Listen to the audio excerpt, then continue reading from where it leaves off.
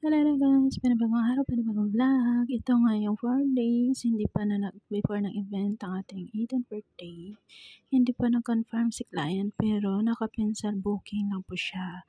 Kaya no payment, no ano po tayo, event. So ito na nga, nire-ready na lang namin itong backdrop. Kasi sabi ko kung ano mang event ang susunod natin, gagamitin natin to.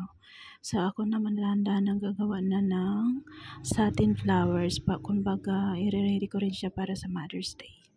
So ito nga, banang hapon inayos namin ni mama yung backdrop kasi pipinturahan ko na siya. Ito nga pagkatanghali kinabukasan, pininturahan ko siya guys. Tapos ito yung mukha niya ng first coat pa lang. Ayan o, diba? 9 AM pa lang yan guys, pero turik na yung araw, pero okay lang. Kaya ayan, pinadry muna natin siya saglit, tapos second coat ko siya. Natapos na nga ako ng mandang tanghali, tapos pagkatanghali, dumating si client na confirm na siya nagbayad. So dali-dali kami pumunta sa bayan ng Tansaa para mamili ng mga kakailanganin ko. Kumbaga DIY tayo ngayon at saka buti na lang mabilis nag-isip yung aking kumbaga gumana yung aking mga mga DIY na mga plans. Ayan, so ito nga nakabili kami ng paso.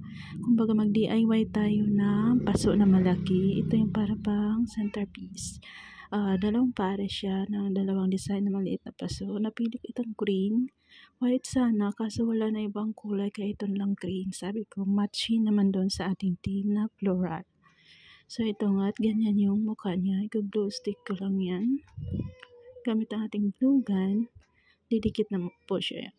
Tapos ito yung malaking pang backdrop natin na vase kumbaga. Ayan. Papatungan ko lang siya guys, puti nga may blue at saka yung white. Itong white, ilang piraso na lang talaga yan guys. Malaki siya. Ang gusto ko kasi white siya para hindi siya sa kulay masyado na puro blue na. So instead na yung per piece na block down ang bibili ko, ito pumili ako nitong tawag nito, yung square na parang artificial grass ganun. Tapos bumili ako ng lobo at bumili ako ng ribbon na something silver. So ito na nga, nagdagdag na ako kinabukasan ng mga bulaklak na gagawin ko sa aking centerpiece. So 3 days na lang ito before ng ating event. Kailangan ako kung makagawa ng 50 pieces na satin roses. Lahat po yan para dyan sa ating centerpiece. Kumbaga isang pumpong na bulaklak. Ito ngayon isang rolyo na nagawa ko. Ginaganyan-ganyan ko siya yung first process. Tapos idugtong-dugtong ko yan siya guys. Mag-aano ako sunod. Mag-tutorial ako nito paano ko ginagawa. 10 piraso magagawa ko sa isang rolyo. So ito nga 2 days before ng ating event. Ay hindi 2 days. 1 day na lang to guys before ng ating event. Ito nga ginawa ko na itong styro name niya. Sakto naman na may mga natira pa tayong styro. Sakto lang sa pangalan na gagawin sa kanya. Tapos glitter ko lang siya ng gold para medyo highlight yung pangalan niya. Kasi kung silver parang kasing kulay na ng niya. Tima niya. So ibahin naman natin. Ito nga bago ako nanigo, sabi ko muna ako gagawa ng styro name niya. Kumbaga, ilalagay lang daw ay Jean at 18. Yun ang pinakapangalan sa backdrop niya. So, ayun nga. Nalagay lang tayo ng tubig sa pure mixture natin ng glue. Tapos, timit lang natin na hindi siya ganun ka lapot at hindi rin ganun ka tawag nito lasaw, yung matubig. Tapos ibabrush lang natin dito sa styro na na-cut out na natin. Tapos paglagay mo ng glitters, kung medyo may hindi pa nalagyan, lagyan mo lang ulit ng glue. So ito nga bandang tanghali, ginawa ko na itong props natin of flowers. Instead ng satin roses ang gagawin, ito na lang ang naisip ko, mas madali pa, parang mas bagay para maiba naman sa backdrop.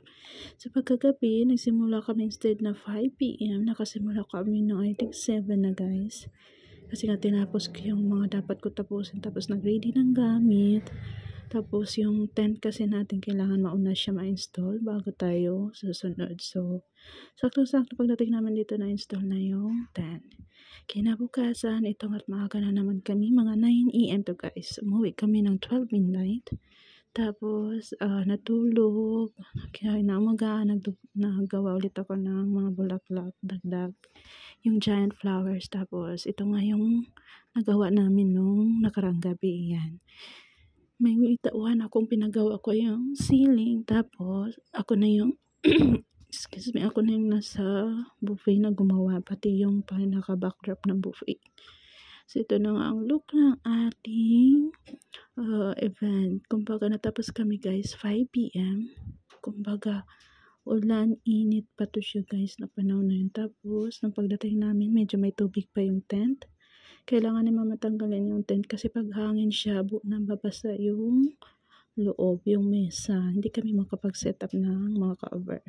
So, ginawa muna ni mama is, tinanggal muna yung tubig. So, ito na nga guys, look ng ating backdrop. Kumbaga, sabi ko, may nakalimutan talaga ako. Yun pala yung butterfly guys. Kapag uwi namin, kinuha lang namin yung butterfly. Tapos dinagdag.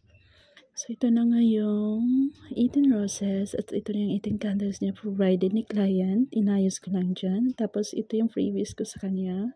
Isang munting bulaklak with satin roses na may lights. Tapos, yung ating medyo elegant naman, may pa-beads tayo. So, ayan na nga. Simple lang to guys. Tapos, naman ng event yan ang ginawa ko. Nilagyan ko ng butterfly yung ating pinaka-backdrop. Yan, kumbaga may kulang pa dun sa setup ko kanina. Tapos ito upuan talaga is provided ni client. Yun lamang po, maraming salamat na may nagustuhan nyo.